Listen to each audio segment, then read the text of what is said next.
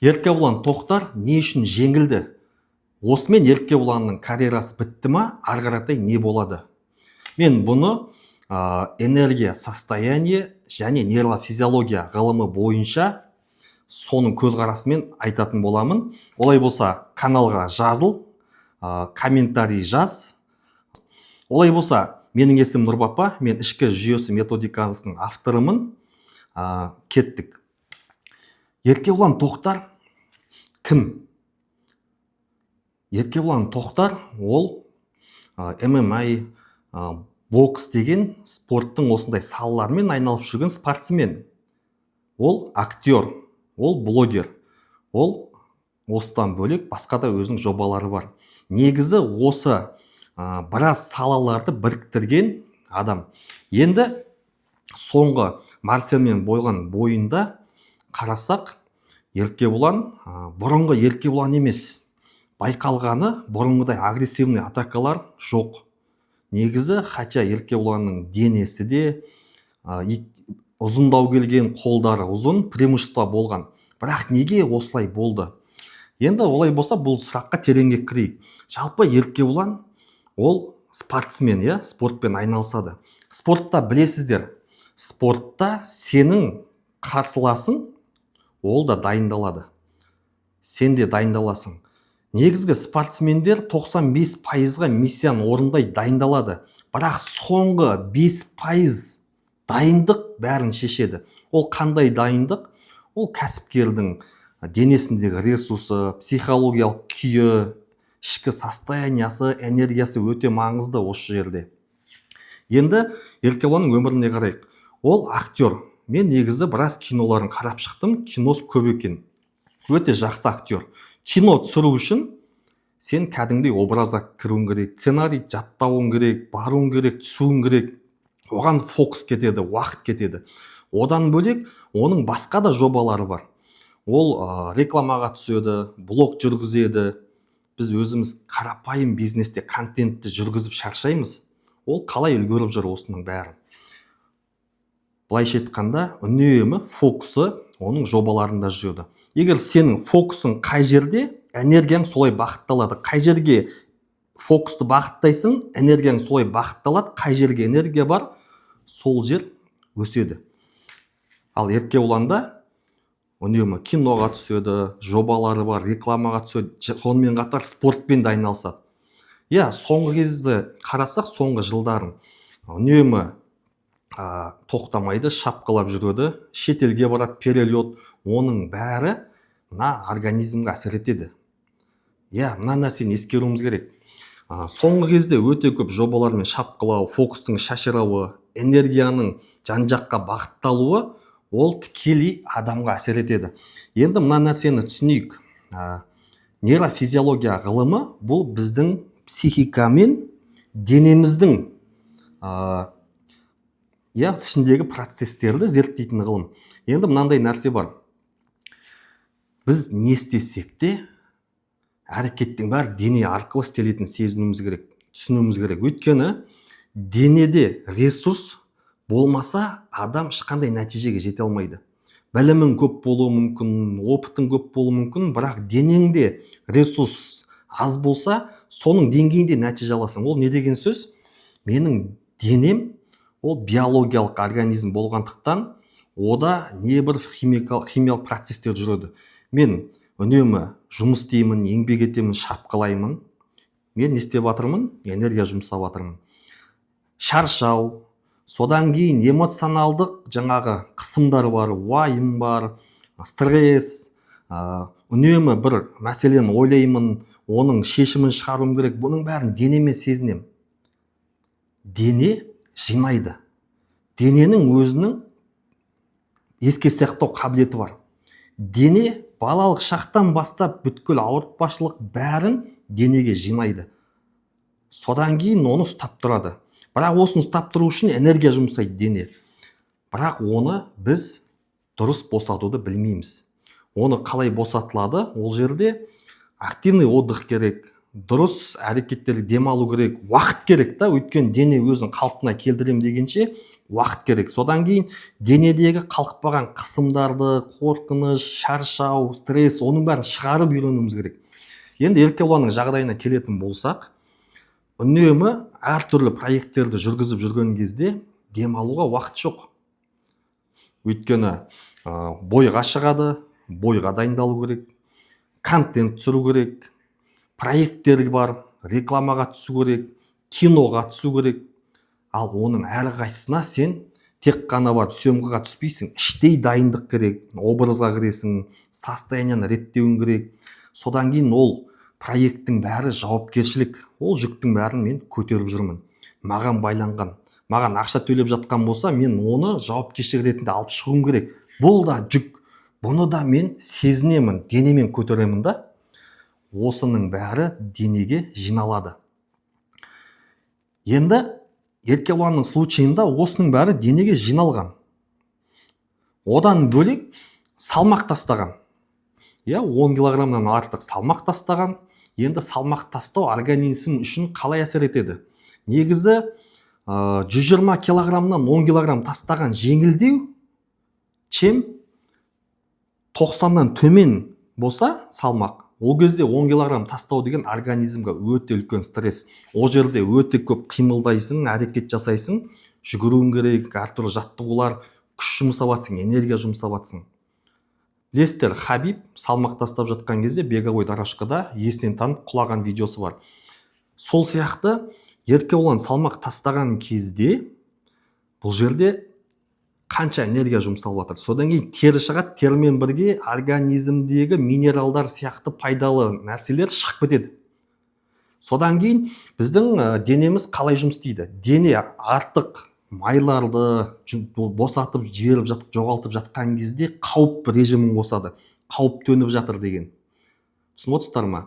Енді осы бүткіл жиналған жүк қысымның бәрі организмге кері әсерін тигізді. Нейрофизиологияда фриз деген режим бар, қатып қалу деген сөз. Бұл қалай жұмыс істейді? Негізі дене, айттым, бұғанға дейін жиналған шаршау бар, қысымдар бар. Соңғы кездегі қысымдар жиналды. Демалыс жоқ, активный босату жоқ. Содан кейін ми қалай жұмыс істейді? Ми бір нәрсені іске асыру үшін, бір проектті, жобаны іске асыру үшін бірінші денедегі ресурсқа қарайды. Денеде ресурс аз болса, соның деңгейінде ғана жұмыс істейді. Неге? Өйткені психиканың негізгі бірінші мақсаты адамды аман сақтап қалу, өсіру, дамыту емес. Егер организмге қауіп төнсе, адамды аман сақтап қалу үшін денені қатырып тастайды. Мысалға, жылқылар. Жылқыны үнемі қуалап шапқалата берсең, шаба беруі мүмкін. Бірақ бір жерге келгенде өліп қалады. Ондай да жағдайлар болған. Бірақ адамның денесі бұл автономный бір механизм. Бізді аман сақтап қалу үшін солай жұмыс істейді. Енді осы соңғы кезде еркебұланда болған бүткіл жауапкершілік қысымның бәрі ол денені қатырып тастады, фриз режиміне кіргізді. Адамда енді осы фриз қатып қалу режимі болған кезде адамның энергия деңгейі төмендейді. Ол эмоцияларға әсер етеді, адамның состояниясына әсер етеді, ол шығармашылыққа жауап береді. Содан кейін адамның фокусы жоғалады, ойлау деңгейі басқа деңгейге түседі, бұрынғыдай емес. Содан кейін уже бойға шыққан кезде сенің сопернигіңнен сен жаңағы 5% басында айтқан 5% дайындықты жоғалтасың. Өйткені бойларды көрдік, бойда бұрынғыдай алып жаңағындай бір агрессивный атака жасау керек, бірақ дене жібермейді да. Өйткені организм фризға түскен кезде сен оны басқара алмайсың. Көп кәсіпкерлердің, көп жауапкершілік алып жүрген адамдар көбінесе осыдан кейін болады. Үлкен кәсіпкерлер бизнес жасап, қатты бір деңгейге келеді да, қайтадан құлайтын кезеңдер болады. Сол кезде көп адам айтады сырттан, көп шапқылап кеттің, соңғы кезде көп күлдің содан деген сияқты. Жоқ, олай емес. Біз өте үлкен жобаға барған кезде өте көп шапқылаймыз, көп энергия жұмсаймыз, дене шаршаған кезде осы қатып қалады. Қатып қалу режимге кірген кезде менің ішкі жүйем, денем көтере алмайды. Содан кейін осындай болады. Сол үшін еркебұланның жағдайында ол еркебұланның әлсіздігі де емес, просто осы нәрсені ескеру керек. Енді бұл жерде не істеу керек, жалпы қалай шығу керек бұндай жағдайларда? Бұндай жағдайларда ең бірінші демалыс маңызды. Демалыс деген ол 2 күн, 3 күн үйде жату емес. Ол кәдімгідей 1 айлық, 2 айлық режим. 1 ай, 2 ай мерзімінде адам сыртқы бір шумнан ажырап, тынышталып жатады. Ұйқыны қандырады, денені тыңдайсың. Бұл қалай жүреді? Адам өзін демалып тыныштыққа келген кезде адамның психикасы қауіпсіздік дегенді түсінген кезде барып босата бастайды. Осы кезде адамда жалқаулық басады, шаршау басады, бәлкім ауруы мүмкін. Бір жерлер дененің бір жерлер қатып ұстауы мүмкін. Бұл ненің белгісі? Бұл жақсы белгі. Дене жинағандарын босатып жатыр деген сөз. Осы уақыттан кейін адам дене қайттан қалпына келеді, ішкі тыныштық пайда болады, энергия, состояние бәрі қайтып келеді. Адам ішкі өзегіне қайтып қосылады. Адам өзінің ішкі рухына қосылады деген сөз. Осы кезде желание іштен табиғи түрде пайда болады.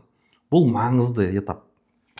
Енді бізде қазақтарда біздің қазақи мінез бар.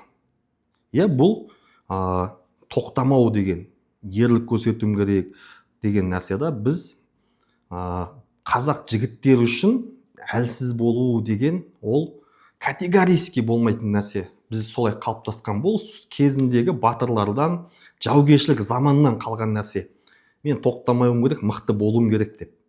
Бірақ үнемі өстіп жүрген кезде последствиясы шаршау болған кезде жаңағы айтқандай фризға кіреміз. Қазір енді заманның тыныш кезі, сол үшін қазір көбінесе осы денедегі ресурстарды бақылауымыз керек. Дене дұрыс болса, дене қалпында болса, онда тыныштық бар болады іште, тыныштық болса энергия бар, состояние бар, шығармашылық бар, бас жақсы жұмыс істейді, адамның потенциал ашыла бастайды. Жалпы еркебұланның өзіне келетін болсақ, ол өзінің жасында, өзінің жасына сай, өзінің потенциалын өте керемет ашып жатқан жігіт. Неге? Мына нәрсені айтайын. Кезінде мектепте мен күреспен айналысқам, спортпен. Спортты жақсы көргем, бірақ сабақты да оқығам. Сол кезде бір мынандай қоғамдық бір пікір келді. Ата-аналарымыздан. Сен либо сабақ оқы, либо спортпен айналыс. Екеуін де қатар алып жүруге болмайды деген. Сөйтіп жүрдім да, мен жарыстардан орын алып жүрдім, бірақ бір күні тастадым, өйткені сабақ оқу керек болды. Сабақты таңдадым. Бірақ бұл да бір шектеу болған. Негізі спортты да, сабақты да қатар алып жүрген маңызды да.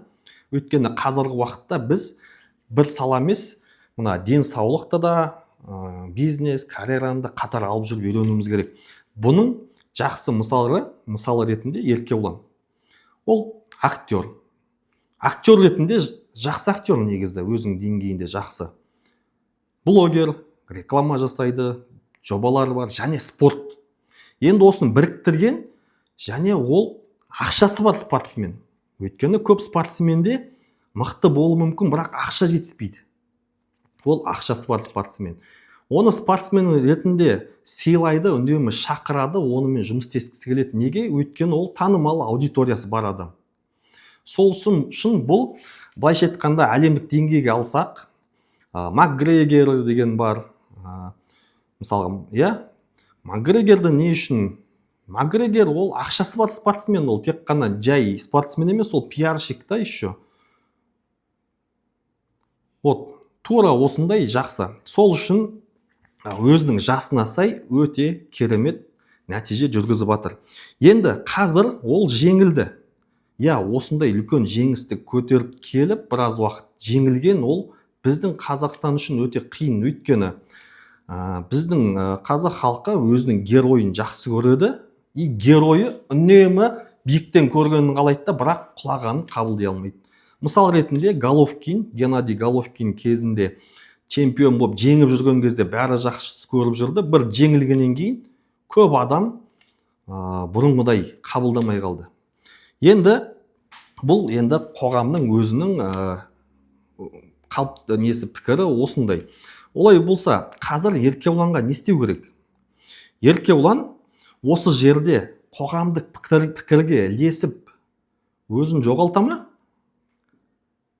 Жоқ, керісінше осы кезде өсу мен құлаудың қатар жүретінін көрсете ма?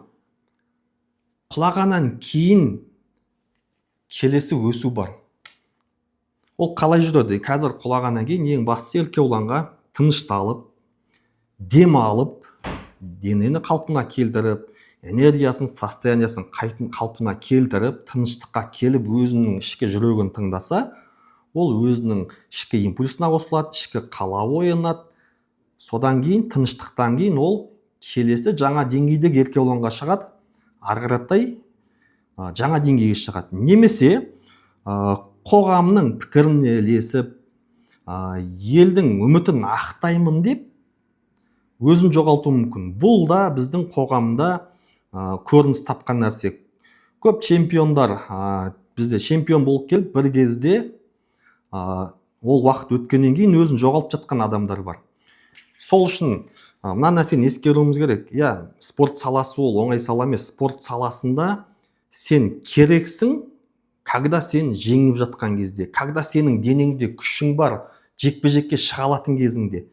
Ол уақыт өткеннен кейін, денеңдегі қауқарың азайғаннан кейін керексіз болып қаласың. Сол үшін спортта бір деңгейге келдің, содан кейін ол уақыт өткеннен кейін көп спортсмендер өзін жоғалтады. Неге? Өйткені ары қаратай өмірдің мәні жоқ болып қалады. Өзін немен айналыссам екен? Сол үшін бэкграунд та керек. Бэкграунд, мысалға, спорттан бөлек өзінің қосымша еркебұлан сияқты өзінің жобалары болу керек. Олай болса, осыдан түйіндейтін нәрсе, бұл еркебұланның әлсіздігі емес. Просто жаңа деңгейге өту кезіндегі бір ойланатын кезең. Ал біз осындай қазақтың жігіттерін, осы деңгейде жүрген, оларды қабылдайық, жеңісін қолдайық, жақсы көрейік. Өйткені ол да жастарға жақсы үлгі. Және ең бастысы, спорт пен басқа да салаларды бірге алып жүруге болатынын көрсетіп жатқан дәлел. Сол үшін осы туралы не ойлайсыздар? Комментарийға жазыңыздар, ойларыңызбен бөлісіңіздер және каналға жазылуды ұмытпаңыздар. Келесі видеода кездескенше.